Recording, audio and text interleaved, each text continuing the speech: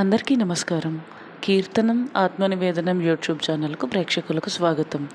ఈరోజు మనం సందర్శించబోతున్న ఈ దేవాలయం అత్యంత ప్రాచీనమైన, ఎంతో చారిత్రాత్మక విశిష్టత కలిగిన శ్రీ మహిషాసురమర్దిని శ్రీ వాసవి కన్యకాపరమేశ్వరి సమేత శ్రీ నగరేశ్వర స్వామివారి దేవాలయం.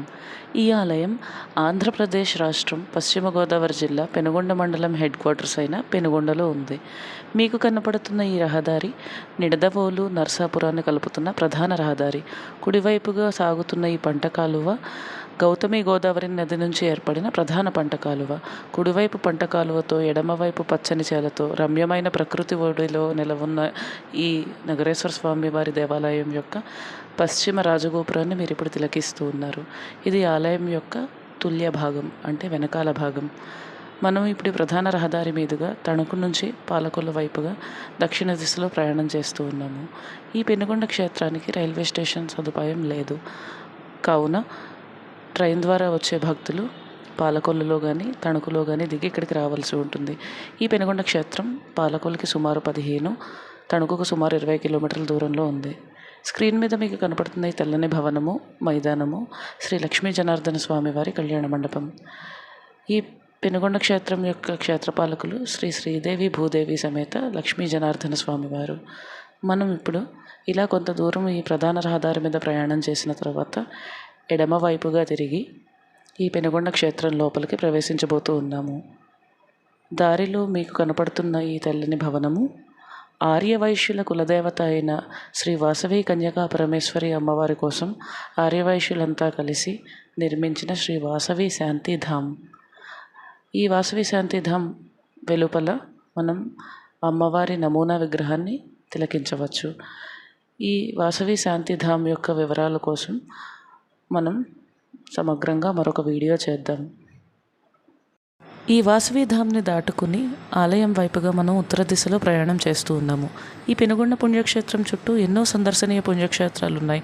వాటి యొక్క దూరాలు, వివరాలు, ట్రావెల్ మరియు టూరిజం ప్యాకేజీలు తెలుసుకోవడం కోసం శాంతిధామ్ పక్కనే ఎన్నో ప్రైవేట్ ట్రావెల్ ఏజెన్సీ ఆఫీసులు ఉన్నాయి, గమనించగలరు. ఈ భవనము లక్ష్మీ జనార్దన స్వామివారి కళ్యాణ మండపం యొక్క ముందు భాగము. ఇక్కడ నుండి మనం చూడబోతున్న దేవాలయం కేవలం కొన్ని మీటర్ల దూరంలో మాత్రమే ఉంది. అదిగో దూరం నుండే కనపడుతున్న శ్రీ నగరేశ్వర స్వామివారి దేవాలయం యొక్క ప్రధాన రాజగోపురం, అంటే తూర్పు రాజగోపురం. ఆలయ ప్రహరీ గోడ మీద ఉన్న శిల్పాలు, ఈ చిత్రకళ ఎంతో విశేషంగా మనల్ని ఆకట్టుకుంటాయి. ఈ ఆలయం ఎండోమెంట్స్ డిపార్ట్మెంట్, అంటే దేవాదాయ ధర్మాదాయ శాఖ ఆధ్వర్యంలో ఉంది. వారు ఈ ఆలయాన్ని ఎప్పుడూ నిత్యనూతనంగా ఉంచే ప్రయత్నం చేస్తూ ఉన్నారు. అలాగే ఆలయం యొక్క విశిష్టత, శిల్ప సంపద, దాని వైభవాన్ని పరిరక్షించడానికి ఎల్లప్పుడూ రంగులు వేసి మరమ్మతులు చేస్తూ ఉంచుతున్నారు. మీరు ఇందాక చూసిన ద్వారం భక్తుల కొరకు ఎల్లప్పుడూ తెరిచి ఉండే తూర్పు ముఖద్వారం. ఈ ఆలయానికి 2 ముఖద్వారాలు ఉన్నాయి, తూర్పు ముఖద్వారము, ఉత్తర ముఖద్వారము. మనం తూర్పు ముఖద్వారం దాటుకొని కొంచెం ముందుకు వచ్చి పక్కకు తిరిగి ఉత్తర ముఖద్వారం వైపు వెళుతూ ఉన్నాము. ఈ ఆలయం యొక్క నలువైపులు మీకు చూపించాలన్నది మా ఆకాంక్ష.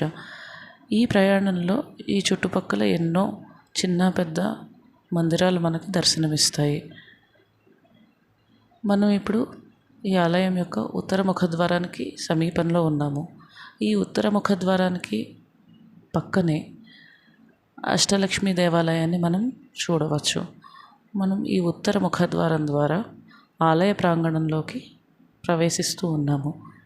ఈ ఉత్తర ముఖద్వారం పక్కనే పూజకు లేదా అభిషేకాలకి ఇత్యాది పూజా సామాగ్రులు అమ్మే దుకాణాలు ఉన్నాయి.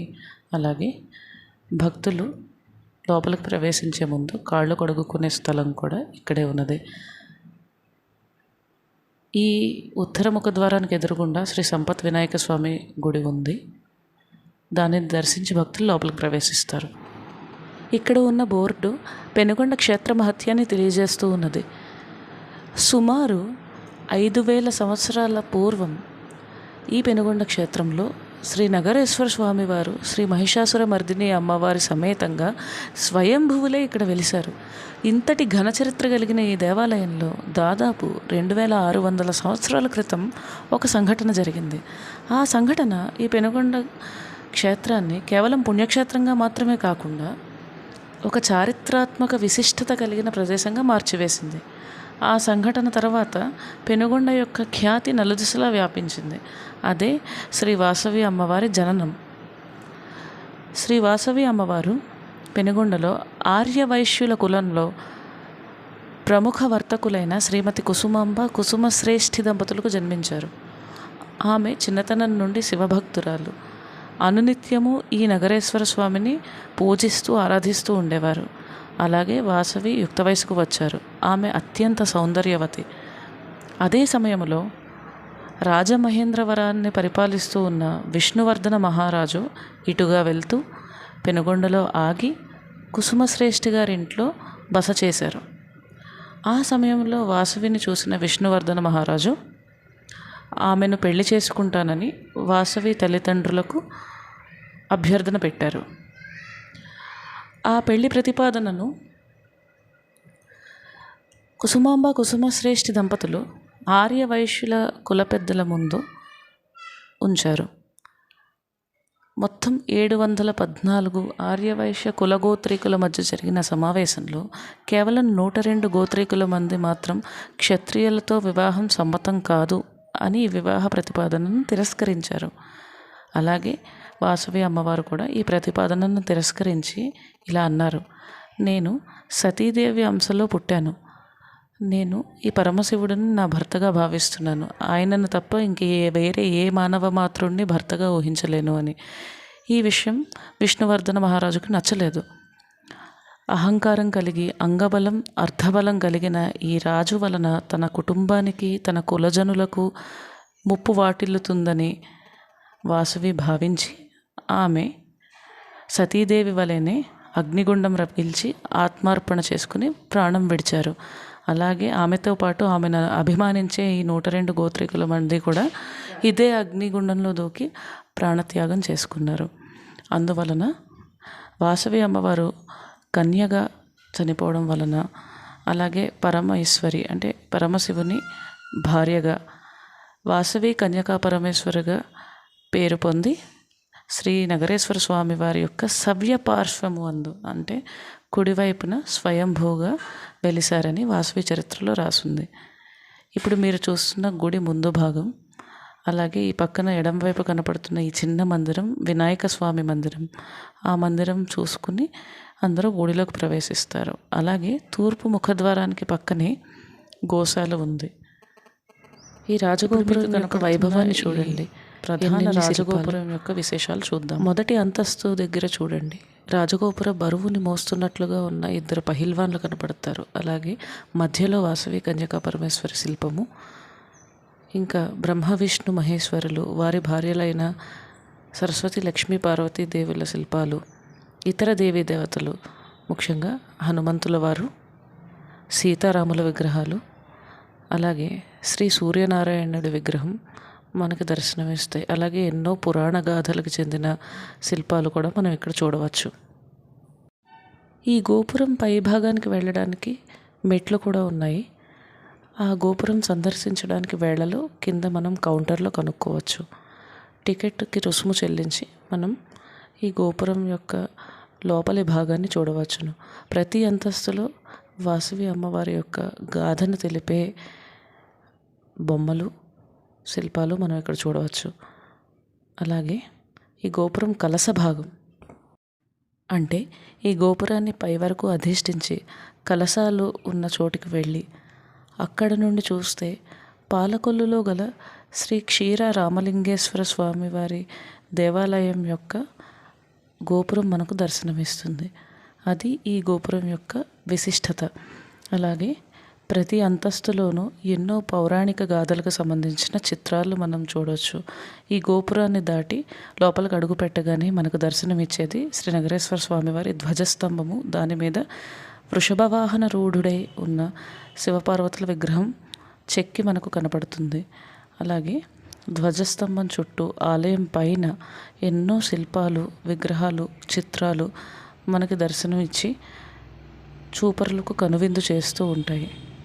ఆలయం లోపలికి ప్రవేశించగానే ధ్వజస్తంభానికి ఎదురుగుండా నగరేశ్వర స్వామి వారు శివలింగాకారంలో కొలువై ఉన్నారు. ఆయనకి కుడివైపున వాసవి అమ్మవారు, ఎడమవైపున మహిషాసురమర్దిని అమ్మవారు కొలువై ఉన్నారు. ఇక్కడ స్వామివారి లింగానికి ఎదురుగుండా 2 పెద్ద పెద్ద నందులు ఉన్నాయి. ఆ నందులలో ఏ నంది శృంగాల మధ్యలో నుంచి, అనగా కొమ్ముల మధ్యలో నుంచి స్వామివారి లింగాన్ని వీక్షించినా కూడా ఆ స్వామివారి శివలింగం స్థానభ్రంశం చెందకుండా అక్కడే ఉన్నట్లు మనకి కనపడడం ఇక్కడ విశేషం. అలాగే ఇక్కడ శివలింగానికి ఇంకో ప్రత్యేకత ఉంది. అదేంటంటే ఉదయాన్నే అభిషేకం పూర్తి అయిన తర్వాత స్వామివారిని అలంకరిస్తున్నప్పుడు శివలింగానికి నుదుటి భాగాన దిద్దిన చందనపు తిలకం మర్నాడు పొద్దున్న మళ్ళీ అభిషేకం నిర్వహించే వరకు పొడిబారకుండా అలా తడిగా తాజాగా ఉండడం ఇక్కడ విశేషం. అలాగే ఇప్పుడు మనం ఆలయ ప్రాంగణం మొత్తం వీక్షిద్దాం. ఇప్పుడు మీకు కనపడుతున్న ఈ గోపురం దక్షిణ రాజగోపురం. అలాగే ఈ ఆలయ ప్రాంగణంలో నడుస్తూ ఉండగా గోడల మీద ఎన్నో శిల్పాలు, తర్వాత కాలంలో పెట్టిన విగ్రహాలు, చిత్రాలు మరెన్నో కనపడుతూ ఉంటాయి. ఆహ్లాదకరమైన కొబ్బరి చెట్లు, చుట్టుపక్కల చేల మధ్యలో చల్లని గాలి వీస్తూ ఎంతో రమణీయంగా ఉంటుంది ఈ ఆలయ వాతావరణం. మీకు ఎదురుగుండా కనపడుతున్న ఆ మందిరము వినాయకుని మందిరము. అలాగే ఈ నగరేశ్వర స్వామివారి ఆలయ గోడలపై శివ పరివారము, అనగా శివుడు, పార్వతి, గణేశుని విగ్రహాలు, అలాగే సుబ్రహ్మణ్య స్వామి వారి విగ్రహం, నంది, అలాగే అష్టభైరవుల విగ్రహాలు చెక్కి ఉన్నాయి. అష్టభైరవులు అనగా అసితాంగ భైరవుడు, రూరు భైరవుడు, చండ భైరవుడు, క్రోధ భైరవుడు, ఉన్మత్త భైరవుడు, కపాల భైరవుడు, భీషణ భైరవుడు, సంహార భైరవుడు. ఈ అష్టభైరవుల విగ్రహాలు మనం ఇక్కడ తిలకించవచ్చు. అలాగే ఇక్కడ ఇంకో విశేషం ఉంది. మీకు ఇక్కడ కనపడుతున్న ఈ రాజగోపురం పశ్చిమ రాజగోపురం యొక్క లోపలి భాగము. ఈ రాజగోపురానికి ద్వారబంధురం లేదు, అనగా తలుపు లేదు. దీనికి ఒక వింతైన కారణం ఉంది. ఈ గోపురాన్ని స్వయాన దేవతలే శిల్పులుగా మారి చెక్కారని జనాలు నమ్ముతారు. ఒకనాటి రాత్రి రాయిని చెక్కుతున్నట్టుగా ఉలి శబ్దాలు వినపడి పురజనులోచి చూసేటప్పటికి దేవతలు అప్పటికప్పుడు మాయమైపోయారని, అప్పటి నుంచి ద్వారాన్ని ఎవరు కట్టలేకపోయారని నమ్ముతారు. ఇక్కడ మీకు కనపడుతున్న ఈ దేవాలయం నవగ్రహ మందిరము. ఇక్కడ కనపడుతున్న ఈ లింగాకారాన్ని పరిశీలనగా చూడండి. లింగాకారం మధ్యలో ఉన్న ఈ మూర్తి సాక్షాత్ ఆ పరమశివుడు. అలాగే ಅಲ್ಲಿ శివలింగానికి కింద ఉన్న 2 విగ్రహాలను చూడండి. ఆ మూర్తులలో కుడివైపు ఉన్నది సృష్టికర్త బ్రహ్మదేవులు. అలాగే కుడివైపు పైన కనపడుతున్న చిన్న పక్షి లాంటి ఆకారం హంస. అలాగే ఎడమవైపు కనపడుతుంది సాక్షాత్ శ్రీ మహావిష్ణువు. ఆ శ్రీ మహావిష్ణువు పక్కన కనపడుతున్న ఆ చిన్న జంతు రూపము వరాహస్వామి అవతారము. ఒకనాడు శివలింగం యొక్క ఆది అంతాలను తెలుసుకునే ప్రయత్నంలో బ్రహ్మదేవుల వారు హంస రూపంలో ఊర్ధ్వలోకాలకు, అలాగే మహావిష్ణువు వరాహ రూపంలో పాతాళ లోకానికి వెళ్ళారని ఒక పురాణ గాథ ఉంది. ఆ పురాణ గాథను ఇక్కడ ఈ శిల్ప రూపంలో మనం చూడవచ్చు. ఇలా ఎన్నో ఉన్నాయి. అలాగే కొంచెం ముందుకు వస్తే గోపురం పైన ఎన్నో దేవీ దేవతల విగ్రహాలతో పాటుగా ఇంకొక చిన్న మందిరము మనకు కనపడుతుంది. అదే శ్రీ చండీశ్వర స్వామివారు. చండీశ్వరులు లేని శివాలయం ఉండదు.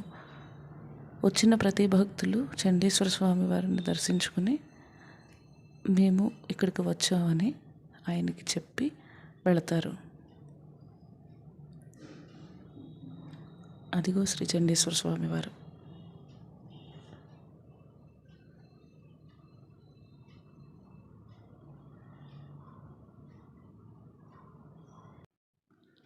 అలాగే నేను ఇదివరకే చెప్పి ఉన్నాను, గుడికి ఇరువైపులా అష్టభైరవుల విగ్రహాలు కనపడతాయి. ఇదిగో ఇవే ఆ అష్టభైరవుల విగ్రహాలు.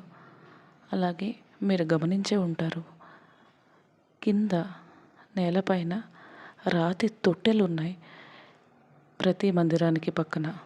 ఇవి అర్చనాది కార్యక్రమాలు, అభిషేకాలు అయిన తర్వాత నీరు వెలుపలకి గుడి నుంచి బయటికి వచ్చే మార్గము. ఆ నీరు ఈ రాతి తొట్టెల ద్వారా బయటికి వెళ్ళిపోతాయి. అలాగే మీకు ఇక్కడ కనపడుతున్న ఈ దేవాలయం శ్రీదేవి భూదేవి సమేత వెంకటేశ్వర స్వామివారి ఆలయము. ఈ ఆలయం గోడలపై ఎన్నో శిల్పాలు, విగ్రహాలు మీకు దర్శనమిస్తాయి. అదిగో చూడండి, శ్రీ వెంకటేశ్వర స్వామి వారి విగ్రహం. అలాగే ఈ ఆలయం నాలువైపులా కూడా స్వామివారు కలియుగంలో తిరుమల కొండపైకి వేంచేసి తపస్సు చేస్తూ పుట్టలో నుంచి పాలు తాగిన దృశ్యం, ఇలా అనేక పౌరాణిక గాథలు మనకు దర్శనమిస్తాయి. ఈ ధ్వజస్తంభానికి కింద గరుడాళ్వారిని మనం చూడవచ్చు. ఈ గుడిలోని విశిష్టత ఏంటంటే, శివునికి కేశవునికి భేదం లేదని తెలియజేస్తూ శ్రీ నగరేశ్వర స్వామి వారు మహిషాసుర మర్దిని వాసవి కన్యకా పరమేశ్వరి అమ్మవార్ల సమేతంగా కొలువయ్యారు. ఆయన పక్కనే వెంకటేశ్వర స్వామి వారు శ్రీదేవి భూదేవి సమేతంగా కొలువై ఉన్నారు. అదే ఇక్కడ మహత్యం. ఇక్కడ మీకు కనపడుతున్న ఈ పచ్చని మేడ శ్రీ నగరేశ్వర స్వామి వారి అద్దాల మండపం. ఈ అద్దాల మండపం అన్నిసార్లు తెరిచి ఉండదు. అలాగే ఎదురుగుండా కనపడుతున్న మండపం కళ్యాణ మండపం. ఈ మండపంలో శ్రీ నగరేశ్వర స్వామి వారి కళ్యాణం జరుగుతుంది. ఈ అద్దాల మండపానికి, ఈ కళ్యాణ మండపానికి మధ్యలో ఉన్న ఈ గుడి శ్రీ కాలభైరవ మందిరం. భక్తులు ఇక్కడికి వచ్చి ఆయన దర్శనం చేసుకుని అప్పుడే ఆలయం నుండి బయటికి వెళ్తారు. అలాగే ఇక్కడ ఇంకొక చిన్న విశేషం ఉంది. ఈ మధ్య భక్తుల సౌకర్యార్థము, అలాగే గుడిలో ఎటువంటి అసౌకర్యము కలగకుండా ఈ కళ్యాణ మండపం పక్కనే గణపతి, వాసవి అమ్మవారు, నగరేశ్వర స్వామివారు, ఎదురుగుండా అభిముఖంగా నందీశ్వరుడు, మహిషాసురమర్దిని అమ్మవార్ల చిన్న విగ్రహాలు పెట్టారు. అక్కడే మనం జలంతో అభిషేకం చేసి కొబ్బరికాయలు కొట్టుకోవచ్చు.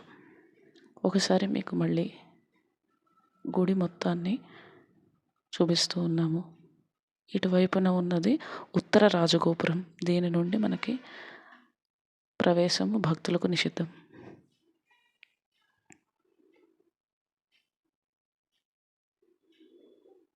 అలాగే గుడి నలువైపులా మనం ప్రాంగణం మొత్తం చూసాక మళ్ళీ తిరిగి ధ్వజస్తంభం దగ్గరకు చేరుకున్నాము.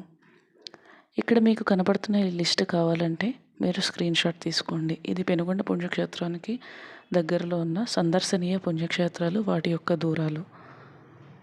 ఈ లిస్ట్ని మీరు సేవ్ చేసుకుని మీ యొక్క యాత్రను ప్లాన్ చేసుకోండి. ఈ ఆలయ ప్రాంగణంలో ఎన్నో సినిమాలు, సీరియల్స్ షూటింగ్ జరిగాయి. కానీ ఆలయం లోపల వీడియోగ్రఫీ, ఫోటోగ్రఫీ నిషిద్ధము.